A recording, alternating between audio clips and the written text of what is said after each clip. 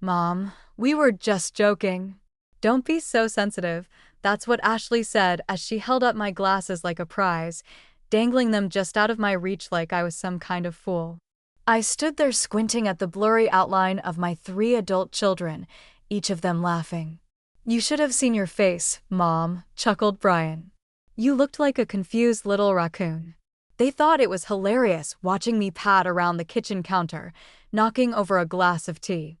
I couldn't see, calling out for help, worried I'd step on Daisy, the dog. It wasn't the first time, not even the worst, just the moment I finally felt it. They didn't respect me, not as a mother, not as a person. I sat down slowly at the dining table, the same one I worked overtime to afford 30 years ago, the one they used to do their homework on. I listened as they laughed at me who gave up everything so they'd never have to feel the kind of fear I once knew growing up in a trailer with no electricity and a mother who never came home sober. Now they were in my house, turning me into the punchline. I looked at them at how they sprawled across the couch, feet up, voices raised. This house wasn't a home anymore, it was their playground. I was just furniture. Ashley finally tossed me my glasses like she was throwing scraps to a dog. Lighten up, Mom. It was just a joke. I smiled, but something in me went quiet. I got up, walked to my bedroom, and locked the door. Then I opened the old metal box under my bed, the one with the updated will, the bank paperwork, the key to the safety deposit box, and the letter I wrote 2 years ago. I hadn't mailed that letter, but now I knew exactly who deserved what, and it wasn't the ones laughing in my living room. I'm Lorraine Mayfield, 69 years old, retired elementary school librarian, and the only person in this family who seems to remember how we got here. I was born in a shotgun house on the outskirts of Tupelo, Mississippi. My daddy died in a sawmill accident when I was 4. Mama did her best, but she was more consistent with liquor than she ever was with love. I learned early that if you wanted something steady in this world, you had to become it yourself. So I did. I married young, too young, and by the time I was 30, I had 3 kids and no husband. Ronnie walked out one night after dinner and never came back. No note, just an empty closet and a half-smoked cigarette in the ashtray. I never dated after that. There wasn't time. I worked 2 jobs for years. School librarian during the day, cleaning offices at night. I packed lunches with handwritten notes, ironed uniforms, and sat through every parent-teacher conference with a notebook and a tired smile. I paid off the mortgage on this house by the time I was 55. I never missed a payment, never missed a birthday either. Ashley was always the ringleader, smart, sharp-tongued, and charming when she wanted to be. Brian was quieter, kind but easily swayed. Then there was Monica, my youngest, sensitive and sweet growing up, but lately. She's been distant, busy. She says life and that they all moved out years ago, but somehow they never really left. First, it was just weekend visits. Then Ashley got laid off and asked to stay just for a few weeks. That turned into months. Brian showed up after his divorce, needing a place to get back on his feet. Monica visited less, but when she did, it always ended with some quiet request alone, a cosign, a signature. This house became full again, but not with laughter or warmth, with noise, demands, and disrespect. They'd walk past my room without knocking, eat food I'd set aside, borrow things without asking. They joked about me getting forgetful because I misplaced the car keys once. It wasn't funny then, and it wasn't funny now that they'd hidden my glasses. They called it a joke, but it felt like a message, like I didn't matter. But I do remember things, important things, like how Brian never paid me back for the down payment on his car, how Ashley once yelled at me in front of my neighbors because I asked her not to smoke on the porch, and how Monica cried when I said no to a third loan, then didn't call me for 5 months. I remember all of it.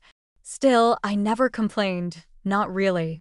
I told myself, they're just going through a phase, life's hard.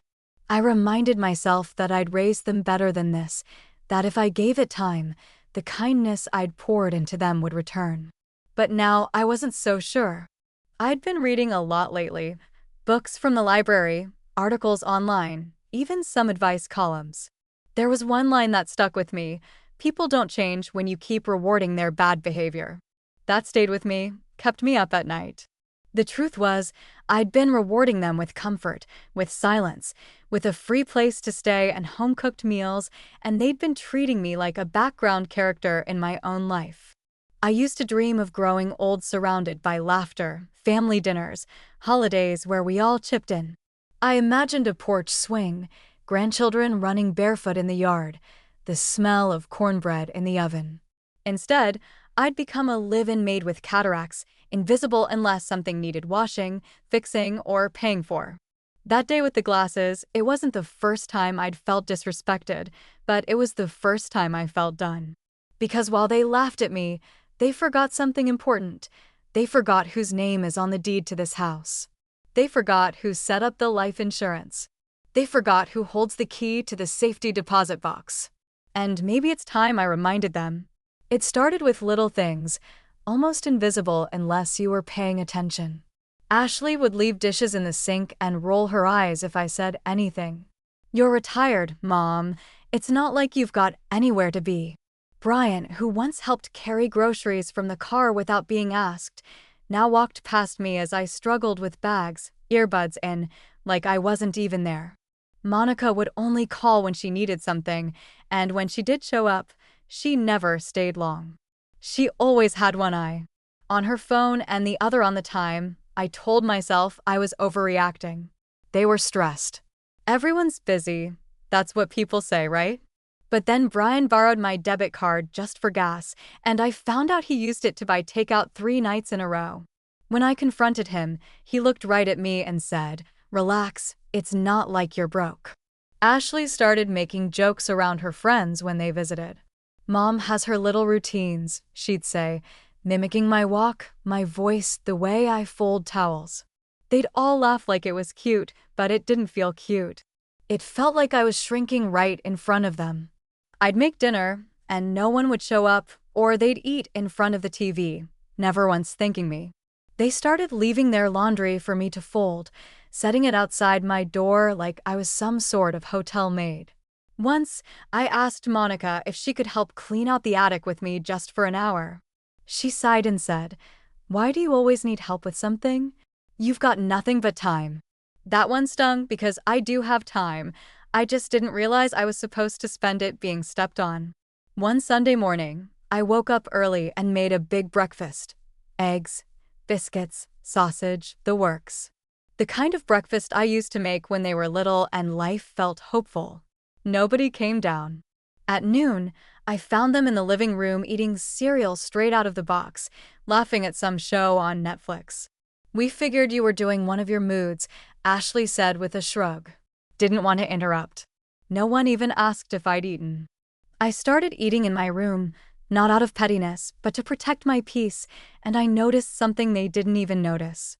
A few weeks later, I went to the doctor alone. My knees had been swelling up, and the doctor mentioned early arthritis. "Do you have family at home to help you out?" he asked. I almost laughed. Help me out. The only thing I could count on these days was the sound of Ashley asking, "Can you transfer me $200 till Friday?" Or Monica texting, "Need you to watch Daisy again, back late." Or Brian asking, "You still got those extra painkillers from your surgery?" They saw me as a resource, a backup, a place to land, but not once did they ask, "How are you, Mom?" Not once did anyone say, "Do you need anything?" One afternoon, I overheard a conversation in the kitchen. Monica asked Ashley, "So what are we doing when she gets too old to live here alone?" Ashley replied, "Well, we're not putting her in a home. I mean, this is her home. We'll just have to deal with it, I guess." Deal with it. Like I was a broken appliance no one wanted to throw out. I stood behind the hallway door listening. My hands were cold. My heart wasn't broken, it was boiling. I gave them everything, and now they were making plans for how to tolerate me. They didn't realize I heard them, but I did, and that was the moment I knew I wasn't just being forgotten.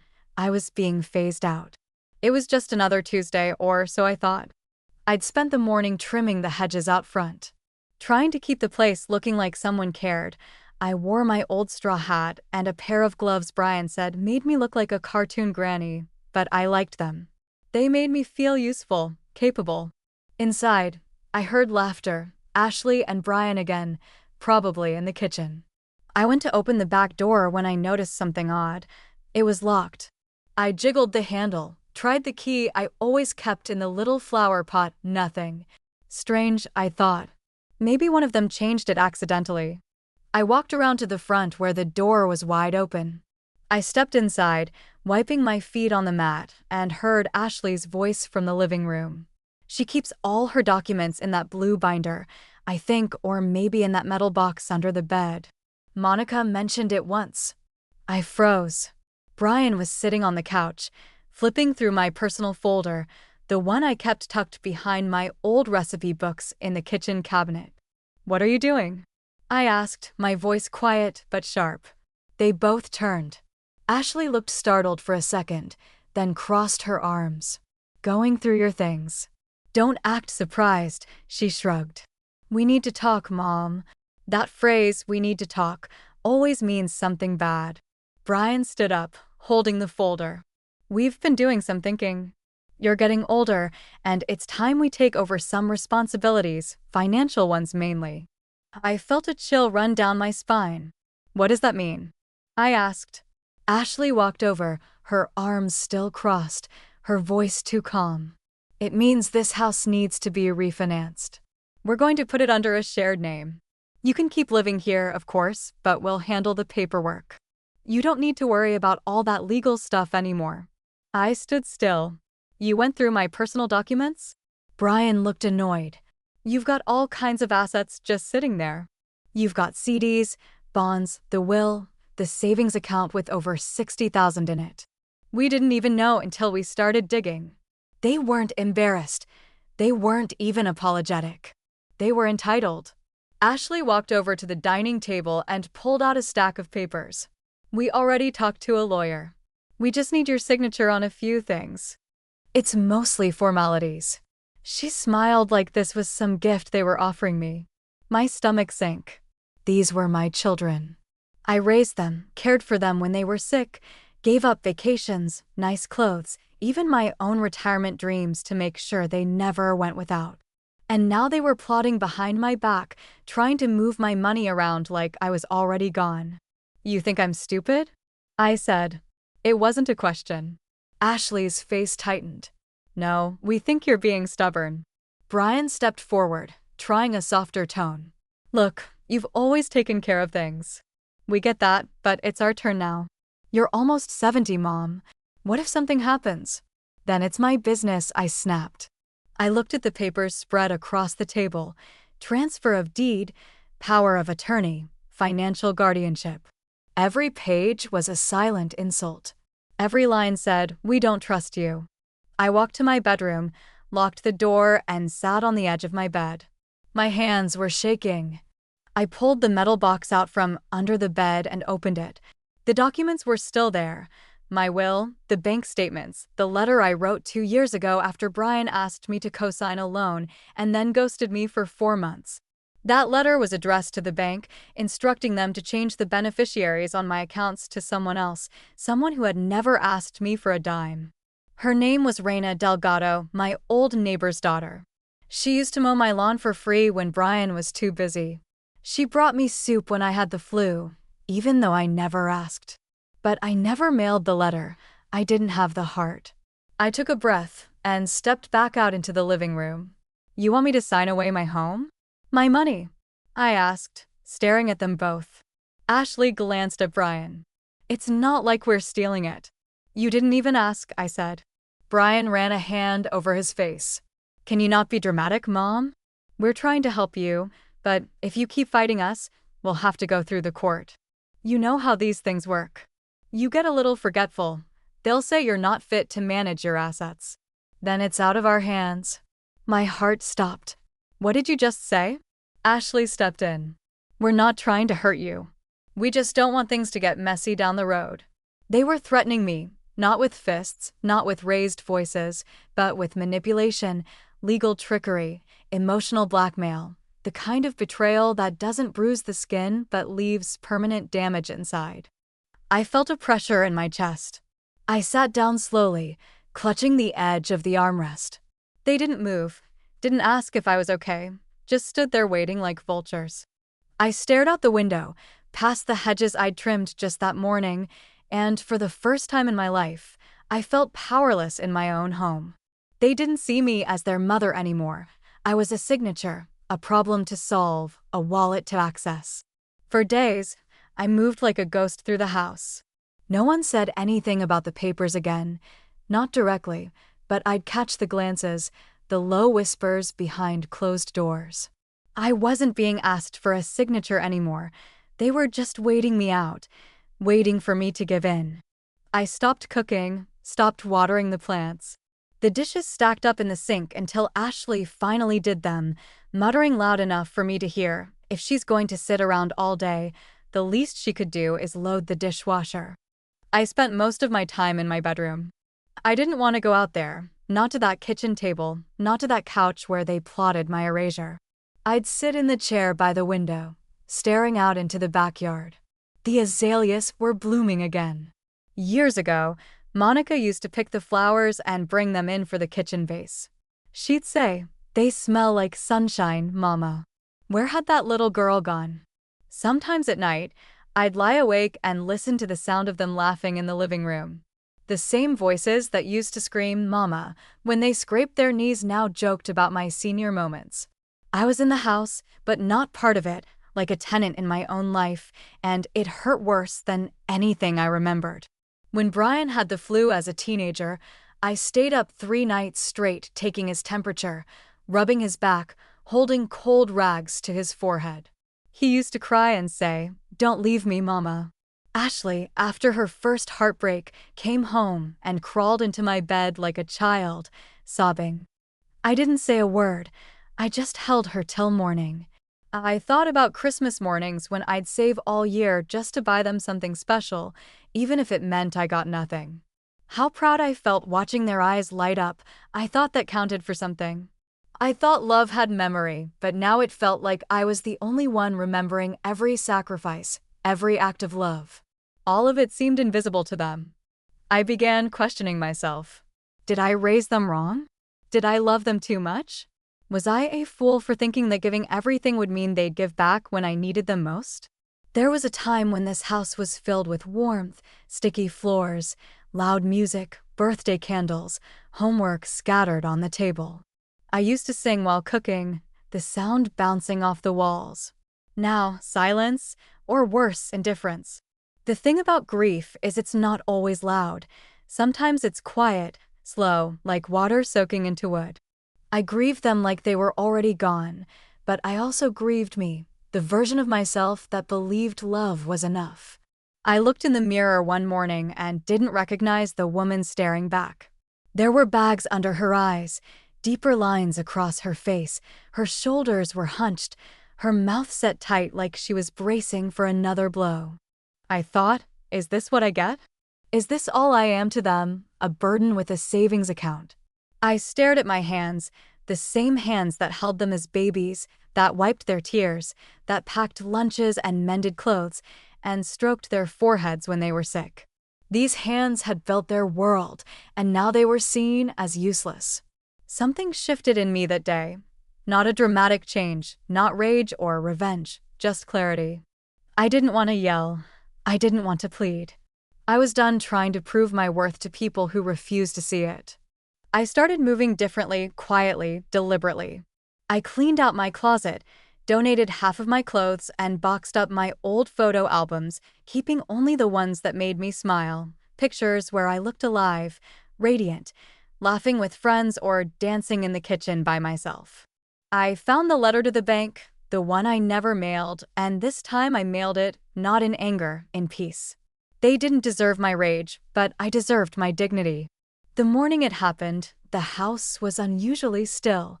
Ashley had taken the kids to a dentist appointment, and Brian had gone to work for the first time in weeks. It was just me and the quiet. I stood in the kitchen, sunlight creeping through the blinds, warming on tile beneath my feet, I reached for my coffee mug, the one with the faded lettering that read "World's Best Mom." It was chipped now, like everything else. I sat at the table and looked out the window, watching a squirrel dart across the fence, leap onto the dogwood tree, and vanish into the leaves. Then I saw her, Raina.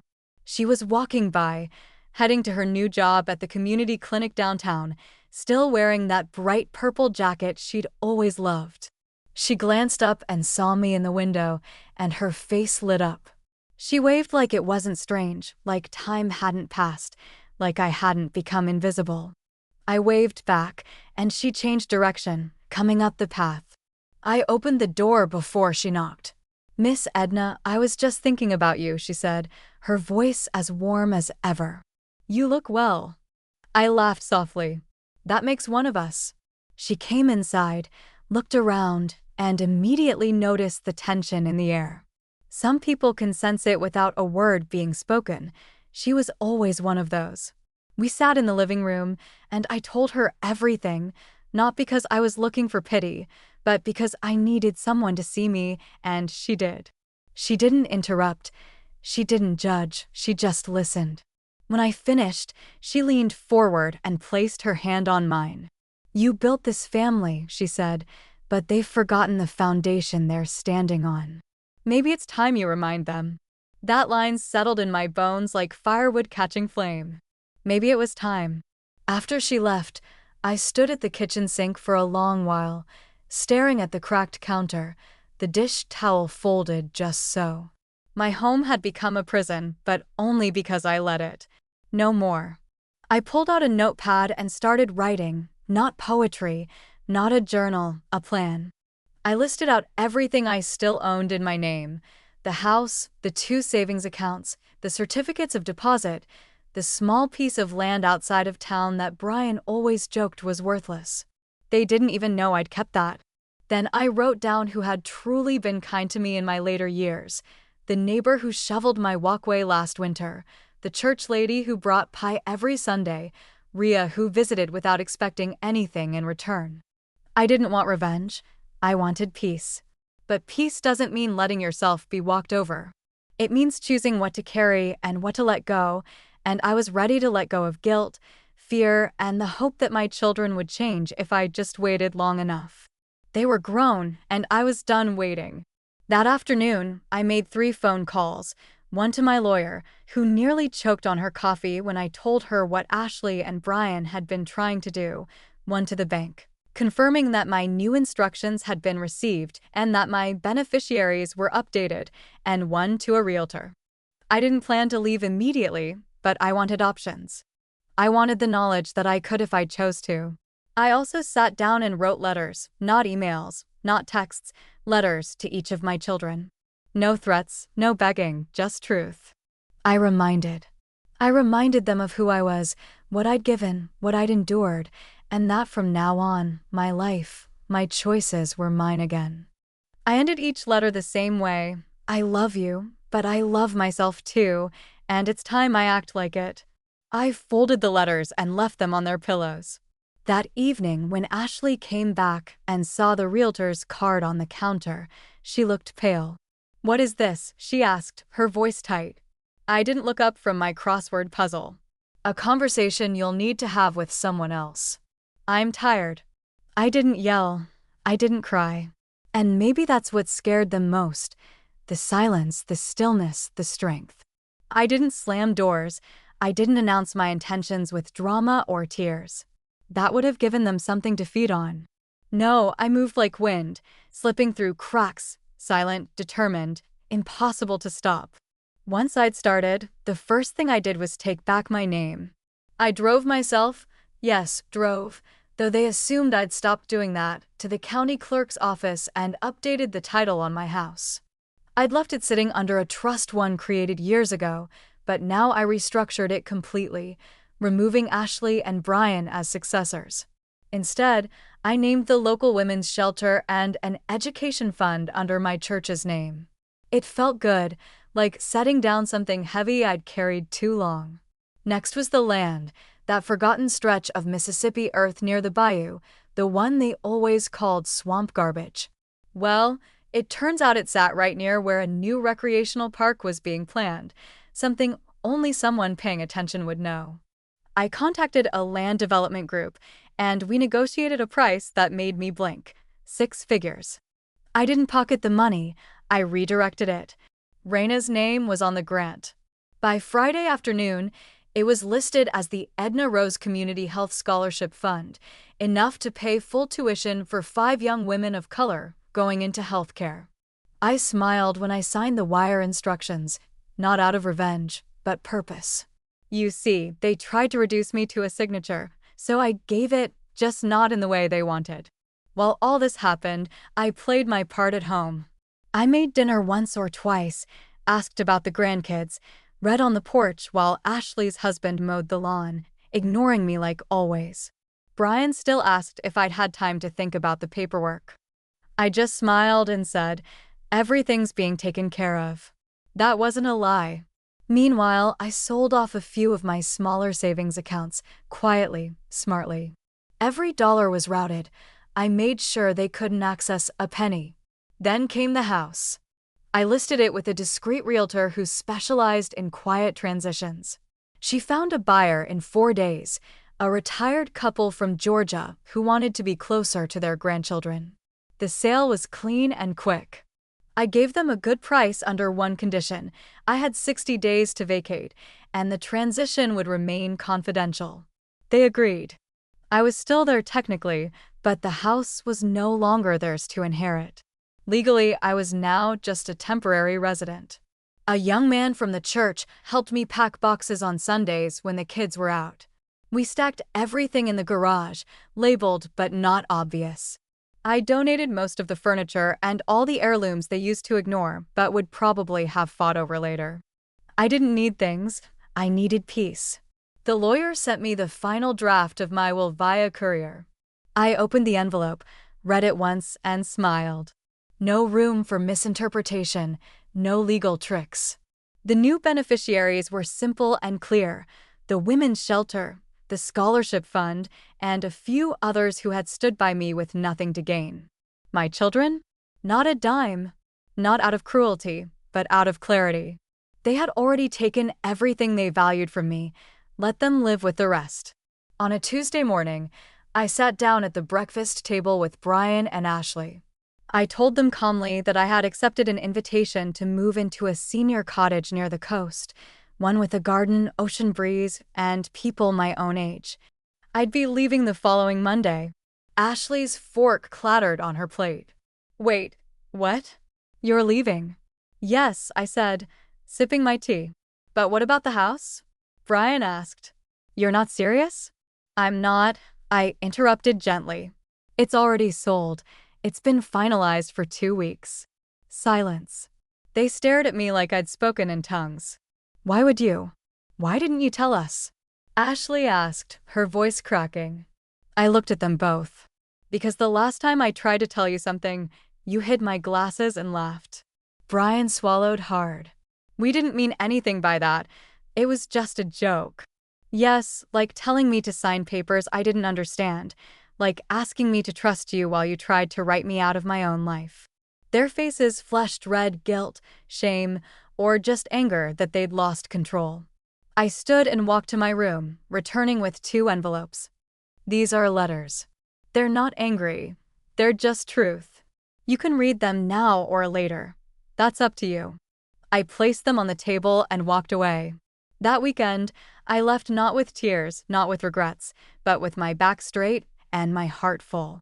As the car pulled away, I looked in the rearview mirror and saw Ashley standing in the driveway, clutching the letter, looking small. Brian didn't come out. I turned forward.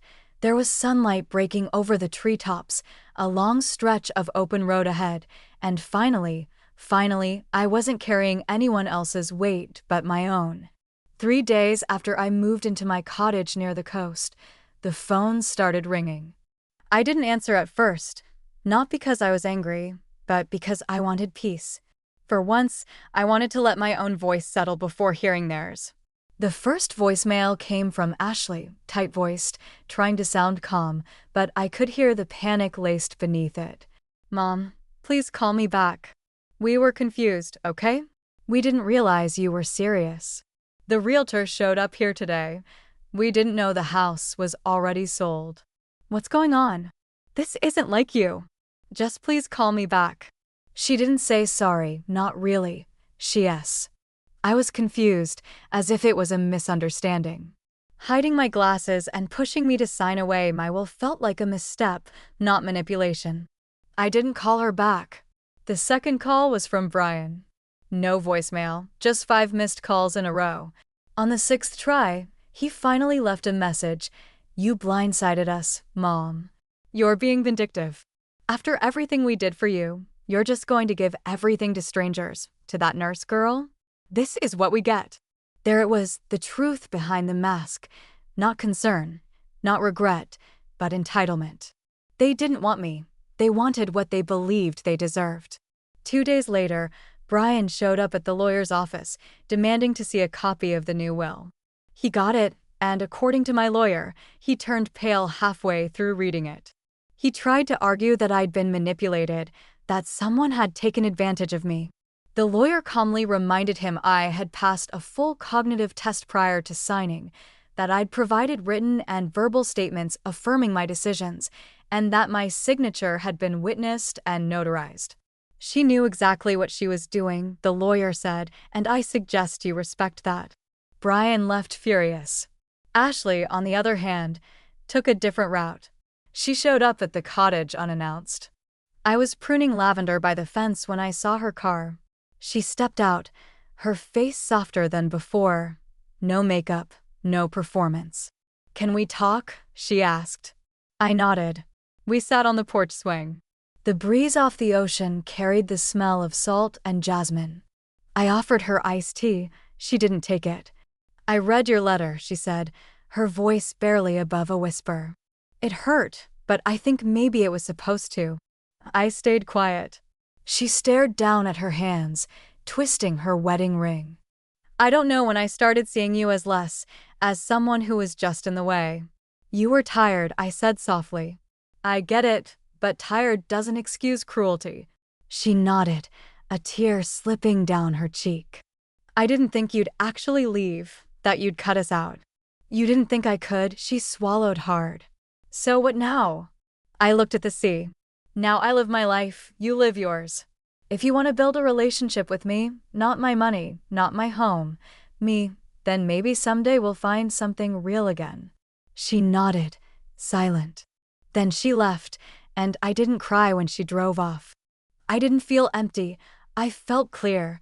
Later that week, something unexpected happened. A local newspaper ran a short story about the new scholarship fund. They called it the Rose Reclamation, a tribute to older women who had quietly carried the weight of generations and finally decided to carry themselves instead. My church community sent flowers. Raina came by with a homemade casserole and said the first scholarship recipient had just been chosen, a young woman whose mother cleaned houses for a living. She cried when she heard your name, Raina said, and I cried too, not out of sadness, but release. Some of Brian's business associates got wind of the story. It spread online, subtle but loud. A few polite smiles disappeared. Ed from his social circle, people whispered, asked questions. Funny how fast the world changes when the truth gets sunlight. They lost their inheritance, but I didn't lose a thing. I reclaimed it, my dignity, my peace, my name, and that was always mine. It was a warm afternoon when the invitation came. The church was holding a small ceremony to honor local women over 60 who had given back to the community in impactful ways. My name was on the list, not for the potlucks or the Sunday school I'd once taught, but for the scholarship fund now growing faster than anyone expected.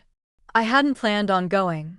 I wasn't looking for applause, but Raina called and gently insisted, "This isn't about ego, Miss Edna. It's about legacy." So I went, and that's where the final confrontation happened, quiet, unexpected, and long overdue. I stepped into the sunlit hall, the soft hum of gospel piano echoing through the stained glass windows. Dozens of familiar faces greeted me with hugs and warmth. I felt light, dressed in my lavender Sunday dress and matching scarf, my cane tucked neatly beside my seat. Midway through the ceremony, just before the pastor's blessing, I saw them, Ashley and Brian, standing in the back row, unsure whether to come forward or disappear. Brian looked older, grayer, thinner around the eyes. Ashley held a small bouquet of white roses. For a moment, I wondered if they'd just stop there, watch from a distance, leave. But they didn't. After the closing prayer, they approached. "Mama," Ashley began, voice trembling, "may we talk to you somewhere quiet?" The church's garden was just beyond the exit. A gentle breeze rolled through the roses as we stepped outside. We sat on a bench. They stood. I didn't speak first. Finally, Brian cleared his throat.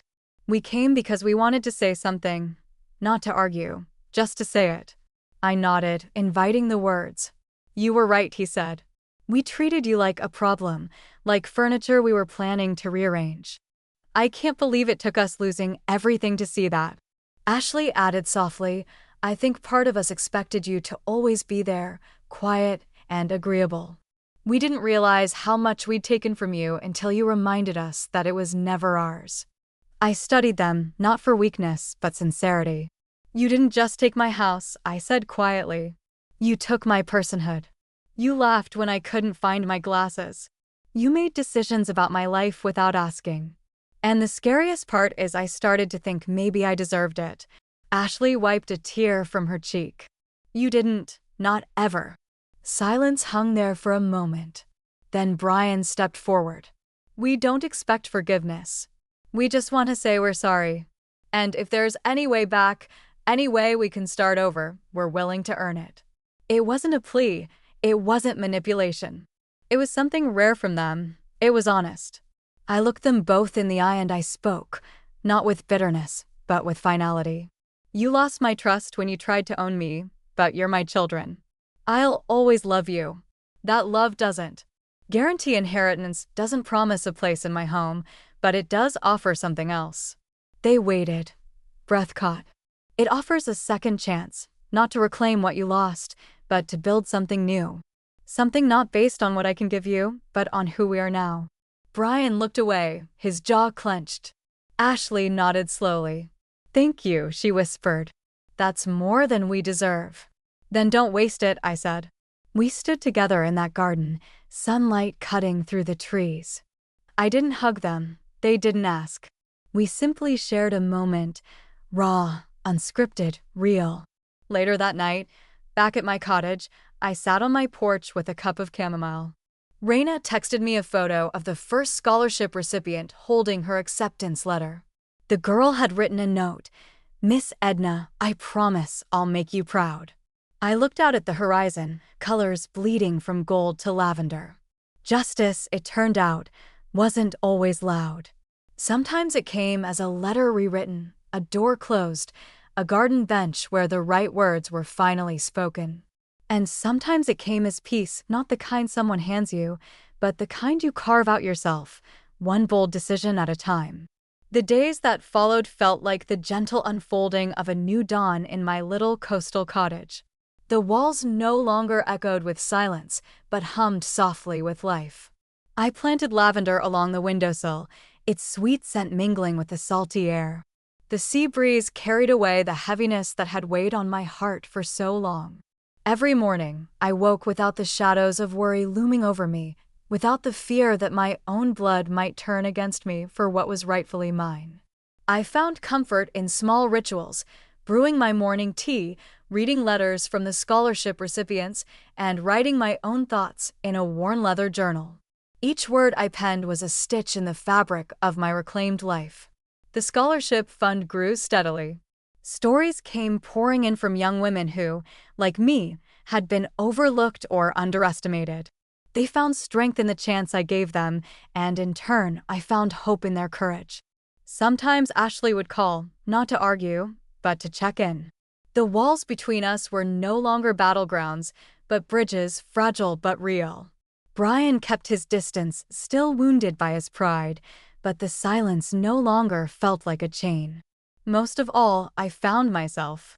The woman who had been buried beneath years of neglect and betrayal had risen quietly but firmly, like the lavender blooming by my window. I thought back to the moment when they hid my glasses as a joke, laughing at my confusion. Now it felt like a distant memory, an echo of a time when I didn't believe I mattered. I lost a family, yes, but I found my worth. I found my voice and I found peace.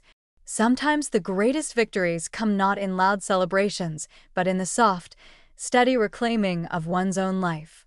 As the sun dipped below the horizon, painting the sky in shades of pink and gold, I whispered to the wind, "I am still here, and this is my story." What would you have done if your own family treated you like a burden? If they hid your glasses as a joke and tried to take away your home and inheritance? If Edna's story moved you or maybe made you angry, please share your thoughts in the comments below. Have you ever faced something similar with your family? We want to hear your story. Don't forget to like, subscribe, and hit the notification bell so you never miss more real-life stories that inspire, challenge, and empower. We read every comment because your voice truly matters. Until next time, take care of your heart and remember, no one has the right to dim your worth.